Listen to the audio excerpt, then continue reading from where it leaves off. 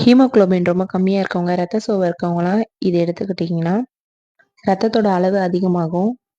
அது என்ன ரெசிபி அப்படின்றத பார்த்துடலாம். கடாயில் எண்ணெய் ஊற்றிட்டு சோம்பு 1 ஸ்பூன், வெங்காயம் 1 கைப்பிடி அளவு சேர்த்துட்டு இஞ்சி பூண்டு பேஸ்ட் போட்டு நல்லா வதக்கிக்கலாம். ஆடு சுவரொட்டி, ஆடு ஈரல், ஆடு இதயம் இது 3மே எடுத்திருக்கேன். இது 3மே சின்ன சின்னதாக கட் பண்ணி நல்லா வாஷ் பண்ணி எடுத்துக்கலாம். இது அப்படியே அதில் சேர்த்துட்டு நல்லா மிக்ஸ் பண்ணிக்கலாம். வீட்டில் இருக்கிற குழம்பு மிளகாத்தூள் நான் 1 ஸ்பூன் எடுத்துக்கிறேன். உப்பு 1/2 ஸ்பூன் எடுத்து நல்லா மிக்ஸ் பண்ணிக்கலாம். இப்போது ஒரு 1/4 கிளாஸ் அளவு தண்ணி ஊற்றி மூடி போட்டு வச்சிடலாம். ஒரு ஃபியூ செகண்ட்க்கு அப்புறம் ஓப்பன் பண்ணி பார்த்தா நல்லா வெந்து வந்திருக்கும். இந்த சமயத்தில் 1 ஸ்பூன் அளவு பெப்பர் சேர்த்துக்கலாம். அதையும் அதில் போட்டு நல்லா மிக்ஸ் பண்ணிவிட்டு கொத்தமல்லியை தூவி இறக்க வேண்டியதான். இது வாரத்தில் ஒரு தாட்டி எடுத்துக்கிட்டால் நல்ல இம்ப்ரூவ்மெண்ட் தெரியும் பிளட் லெவலில்.